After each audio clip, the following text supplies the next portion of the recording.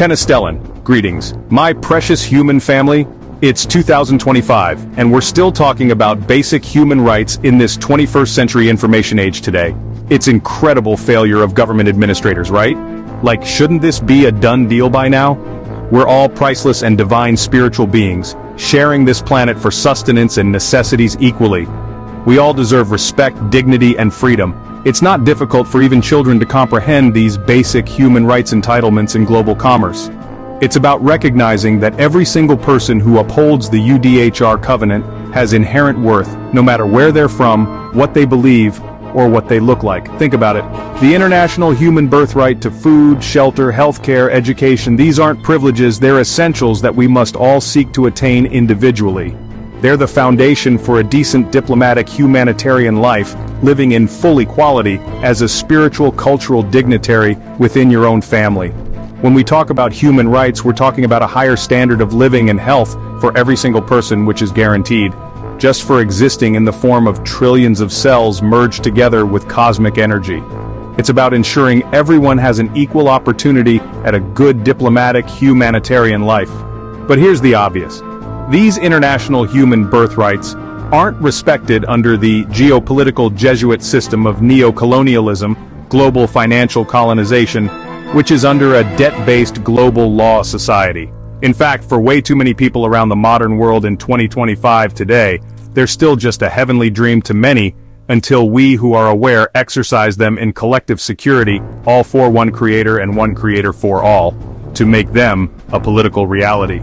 And that's where sanctions against the Vatican and the eradication of this whole neocolonialism thing comes in. It's like the Jesuit sequel nobody asked for, but here we are assembling to convict the vicar for profit as the man of lawlessness for his leading role. So, neocolonialism. It's a big word, but the concept is simple.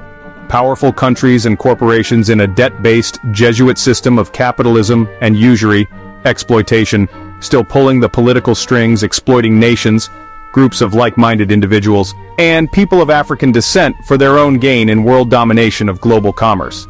It's like colonialism got a makeover, put on a Jesuit suit, and learned to speak corporate jargon. They're not sending in armies anymore, they're sending in corporations, loans with extremely high interest rates and unfair trade deals. What does this mean for the human population? Well, picture this. Farmers in developing countries forced to grow cash crops for export in exchange for worthless and inflationary debt money, fool's gold, while their own people go hungry and forced to eat processed food from tin cans with no real nutritional value. Or imagine communities displaced from their ancestral lands because a mining company wants the natural resources underneath, like in the sovereign Maroon community of the Accompok First Nation in Jamaica. It's happening right now, as we speak. These aren't isolated incidents, they're symptoms of a debt-based geopolitical Jesuit system, rigged against the global population, and for the benefit of the few Jesuits at the Vatican. A debt-based Jesuit system where human rights are trampled on in the name of the Roman zeitgeist, Greek Jesus prophet. And you know what? This is clearly religious debt enslavement, superimposed upon every sovereign individual by tacit allegiance, consent to political status by silence. Honestly, brothers and sisters, we must become outraged and upset. Like, seriously fired up against neocolonialism with righteous intent. This isn't just happening over there somewhere distant, it's a global economic issue that we the people must address to restore our inherent dignity, which is fundamental. Go read the UDHR Covenant and the UN Decolonization Treaty. These aren't just dusty old documents, they're blueprints for a fairer modern world without Jesuit influence. We can't stay politically silent while people's lives are being destroyed all over the modern world in wars for profit, while rumors of spiritual war against the vicar for profit remain unsupported in human rights ignorance. We can't just sit back and watch wars on TV while corporations and corrupt leaders get away with putting you to sleep with entertainment and parties. We have a moral duty and political responsibility to speak up in private humanitarian diplomacy to demand better administration of our human rights representatives, especially after cutting off the Jesuit political puppet strings permanently.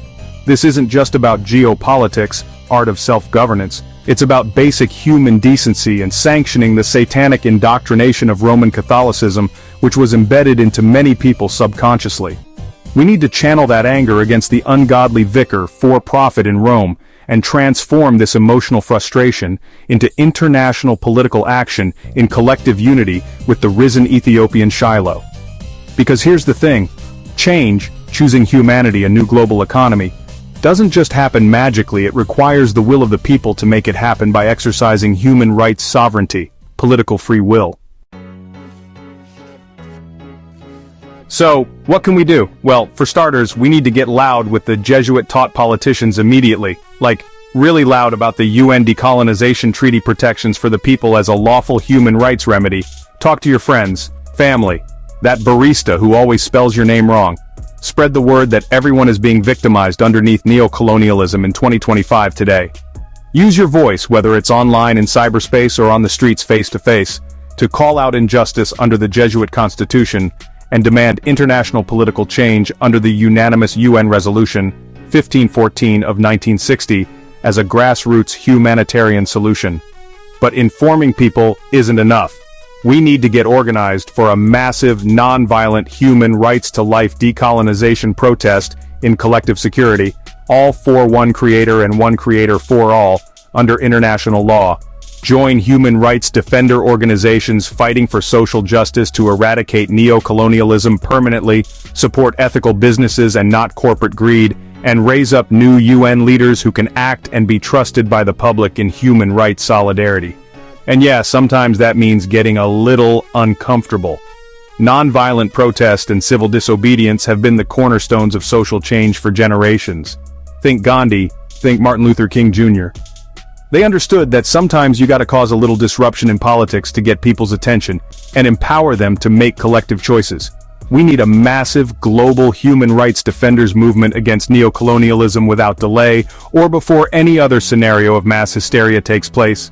A human rights defenders movement that says enough is enough with the satanic indoctrination of Roman Catholicism and impose an international blockade at the Vatican. Let's make 2025 the year we turn the human rights tide against the man of lawlessness completely. The year we finally say no more to Jesuit exploitation and create a modern world where everyone's human rights are respected and protected under a continuity of divine sovereignty from the imperial throne of David in the East, which is the sacred human rights mercy seat. We have the sovereign willpower to make a difference for others who are suffering at the hands of economic hitmen, financial criminals, in our modern world of social democracy, political choices. So let's use it to manifest world peace without Jesuit hypocrisy, and see what true obedience, universal love, under the sacred human rights covenant, will do for the benefit of all humanity in global unification with true equity, fairness.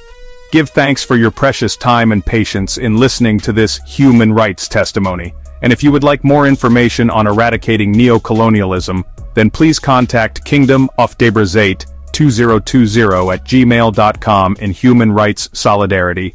Selah.